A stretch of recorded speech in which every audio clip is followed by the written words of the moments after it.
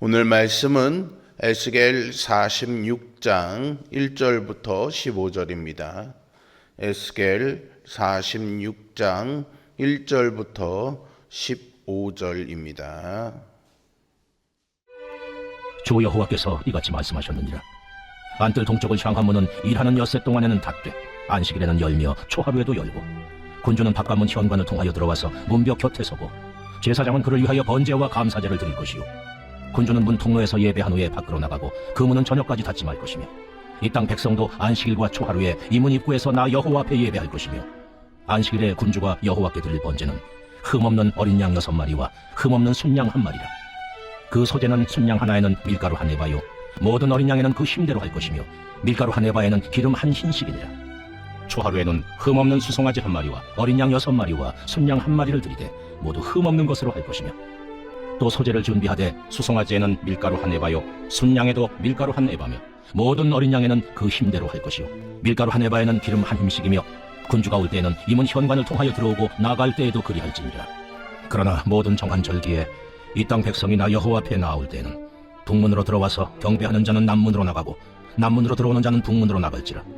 들어온 문으로 도로 나가지 말고 그 몸이 앞으로 향한 대로 나갈지며, 군주가 우리 가운데에 있어서 그들이 들어올 때에 들어오고 그들이 나갈 때에 나갈지니라. 명절과 성회 때에 그 소재는 수송아지 1마리에 밀가루 한 에바요, 순양 1마리에도 한 에바요, 모든 어린 양에는 그 힘대로 할 것이며, 밀가루 한 에바에는 기름 한 흰씩이며, 만일 군주가 자원하여 번제를 준비하거나 혹은 자원하여 감사제를 준비하여 나 여호와께 드릴 때에는 그를 위하여 동쪽을 향한 문을 열고 그가 번제와 감사제를 안식일에 드림같이 드리고 밖으로 나갈지며, 나간 후에 문을 닫을지니라. 아침마다 1년 되고 흠없는 어린 양 1마리를 번제를 갖추어 나 여호와께 드리고, 또 아침마다 그것과 함께 드릴 소제를 갖추되 곧 밀가루 6분의 1 에바와 기름 3분의 1 흰을 섞을 것이니, 이는 영원한 규례로 삼아 항상 나 여호와께 드릴 소제라. 이같이 아침마다 그 어린 양과 밀가루와 기름을 준비하여 항상 드리는 번제물로 삼을지니라. 아멘. 에스겔서는 예루살렘 성전이 무너지고 백성이 바벨론 포로로 끌려간 절망의 자리에서 기록된 말씀입니다. 모든 것을 잃어버린 것처럼 보이던 그 시절, 하나님은 선지자 에스겔에게 놀라운 환상을 보여주시죠. 무너진 성전이 아니라 새로운 성전, 다시 회복될 예배의 자리를 보여주신 것입니다.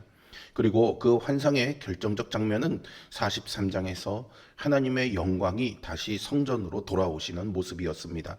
오늘 본문에 나오는 모든 예배 규례는 바로 그 뒤에 이어지는 말씀입니다. 다시 말해 46장에 나오는 규례는 백성이 무언가를 잘해서 하나님을 다시 모셔오기 위한 조건이 아니라 이미 돌아오신 하나님의 영광 앞에서 그 은혜에 응답하는 삶의 방식으로 주어진 것이죠. 이 순서를 놓치면 오늘 본문은 그냥 딱딱한 규율집으로만 읽혀지게 되지만요, 이 순서를 붙잡게 되면은 본문 전체가 복음이 됩니다.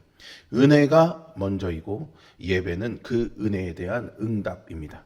오늘 이 새벽 이 은혜의 순서를 붙잡고 하나님이 기뻐하시는 예배자의 모습을 함께 살펴보고자 합니다. 본문은 안뜰 동문에 대한 규례로 시작됩니다. 1절에서 안뜰 동쪽을 향한 문은 일하는 엿새 동안에는 닫되 안식일에는 열며 초하루에도 열라고 말씀하십니다. 동문은 평소에는 닫혀 있다가 안식일과 초하루, 곧 하나님이 정하신 때에만 열립니다. 여기서 안식일은 창조와 출애굽, 곧 하나님이 세상을 지으시고 백성을 구원한 일을 매주 기억하며 되새기는 절기입니다.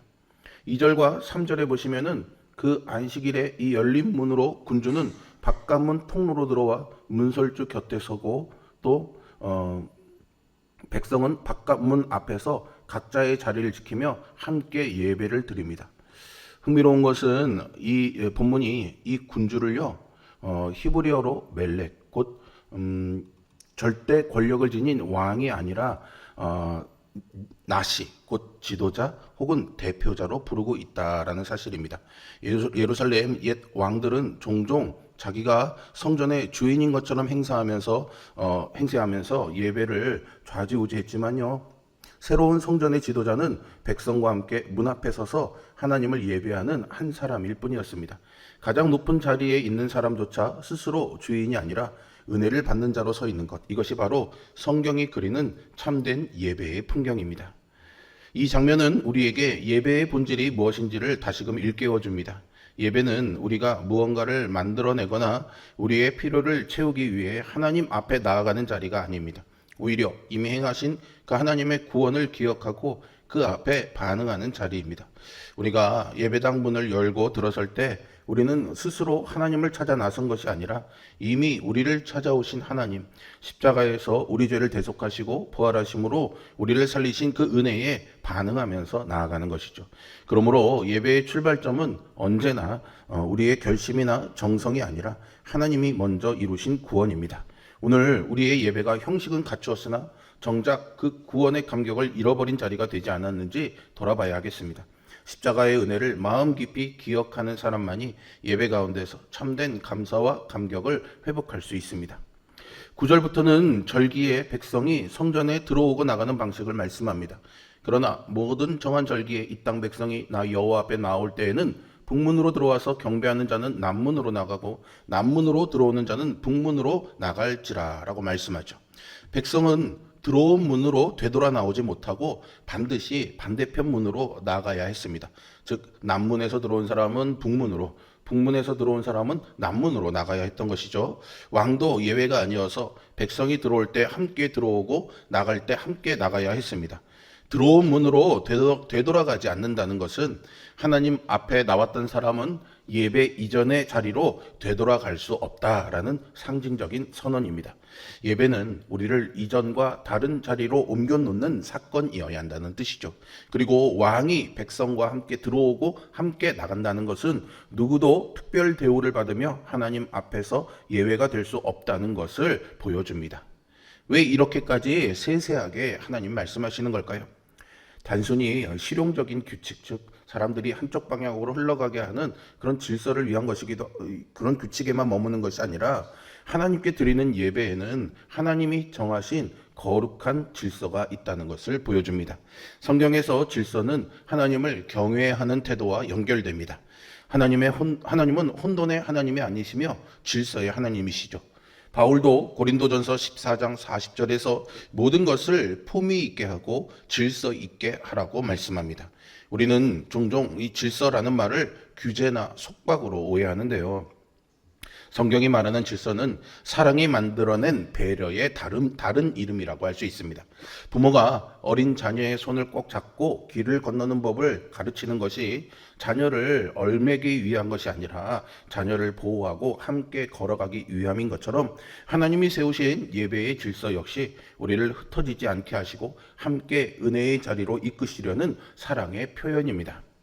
그러므로 예배 시간에 마음을 지키고 함께 드리는 찬양과 기도와 말씀에 집중하는 것은 억지로 지켜야 할 의무가 아니라 우리가 받은 은혜에 합당하게 반응하는 자연스러운 열매입니다. 은혜를 깊이 맛본 사람은 그 은혜가 새로운 질서를 기쁨으로 따르게 됩니다. 다만 예배의 질서를 지키는 것이 예배의 본질은 아니라는 점을 기억하십시오. 질서가 은혜를 대신할 수는 없습니다.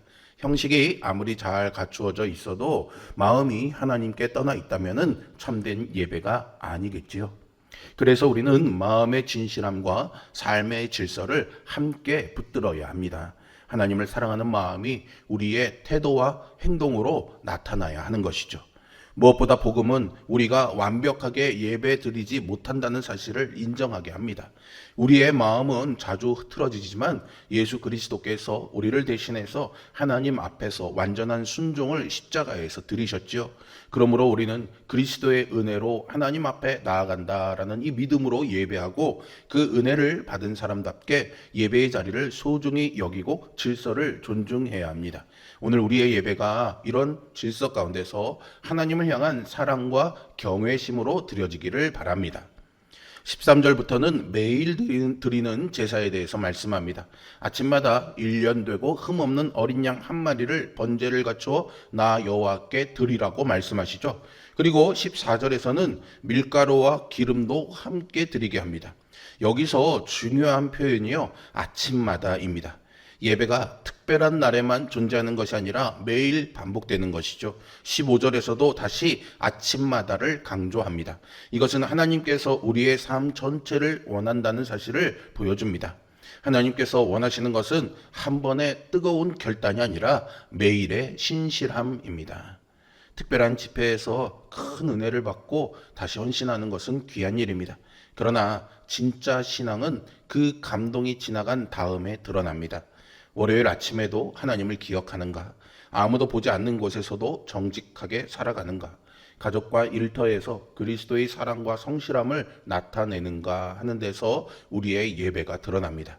그래서 로마서 12장 1절에서 바울은 너희 몸을 하나님이 기뻐하시는 거룩한 산 제물로 드리라.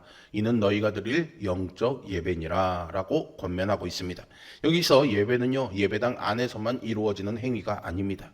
우리의 몸을 하나님께 드리는 것이 곧 예배라는 거죠. 시간과 말과 일상과 가정생활도 예배가 되어야 합니다. 주일에 하나님께 예배하고 월요일부터 하나님 없이 살아가는 것은 성경이 말하는 예배와 맞지 않습니다. 오늘 본문에서 매일 아침 제사를 드렸던 것처럼 우리도 하루의 첫 자리를 하나님께 드려야 합니다. 오늘 이 새벽에 말씀을 읽고 기도하는 것도 중요하지만 더 중요한 것은 하루 전체를 하나님께 맡기는 것입니다. 하나님, 오늘도 제 생각과 말을 다스려 주시고 제가 만나는 사람들을 통해 주님의 사랑을 나타내게 하옵소서. 이렇게 하루를 시작한다면은, 그리고 이 사실을 늘 우리의 마음에 품고 살아간다면 우리의 삶은 곧 하나의 예배가 될 것을 소망합니다. 하나님이 기뻐하시는 예배자는요, 주일에만 예배하는 사람이 아닙니다. 주일의 예배를 월요일의 삶으로, 화요일의 삶으로, 한 주간의 삶으로 가지고 가는 사람이죠. 그리고 매일매일 그렇게 하나님의 말씀대로 드리는 삶의 예배를 드리는 사람입니다.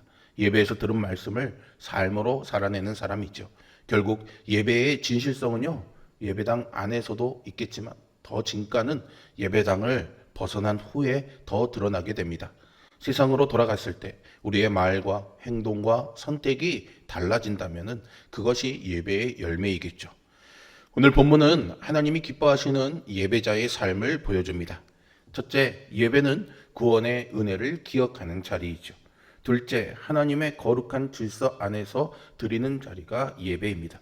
셋째로, 매일의 삶으로 이어지는 지속적인 헌신이 바로 예배자의 삶입니다.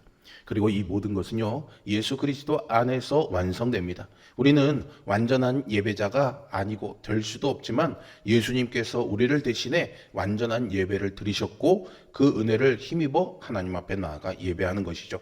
십자가에서 자신을 온전히 하나님께 드리셨고 부활하심으로 우리에게 새로운 삶, 새로운 예배 자리의 문을 여셨습니다.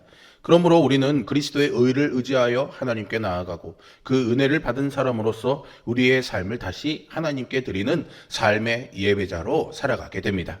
이 은혜를 붙잡고 오늘 하루 이 예배당의 문을 나서는 순간부터 그리스도의 은혜를 기억하며 삶의 자리에서 하나님께 자신을 드리는 참된 예배자로 살아가시기를 주님의 이름으로 축복합니다. 기도하겠습니다. 살아계신 아버지 하나님, 오늘도 참된 예배자의 삶으로 우리를 이끌어 주시니 감사와 찬양을 드립니다. 하나님이 정하신 은혜의 질서 안에서 예배의 감격과 기쁨을 누리며 그것이 우리의 삶의 자리로 이어져서 참된 삶의 예배자로 살아가는 우리 모두가 되게 하여 주시옵소서. 오늘 우리의 말과 행동과 태도와 발걸음을 인도하여 주시고 우리는 거기에 기꺼이 순종하며 따르는 예배자의 삶을 살아감으로 하나님의 영광을 마주하며 살아가는 복이 우리의 삶에 있게 인도하여 주시옵소서. 장례를 당한 박수영 목사님 가정에 하나님의 위로가 있게 하여 주시고 오늘 마지막 장례 일정까지도 하나님 선하게 인도하여 주옵소서. 병중에 있는 성도들 치료를 위하여 하나님께 간절히 구하는 모든 기도들에 신실하게 응답하여 주시어서 우리의 탄식과 절망의 부르짖음이 하나님께 감사와 기쁨의 찬양으로 바뀌는 놀라운 치유의 역사로 응답되게 하여 주옵소서. 예수 그리스도의 이름으로 기도합니다. 아멘.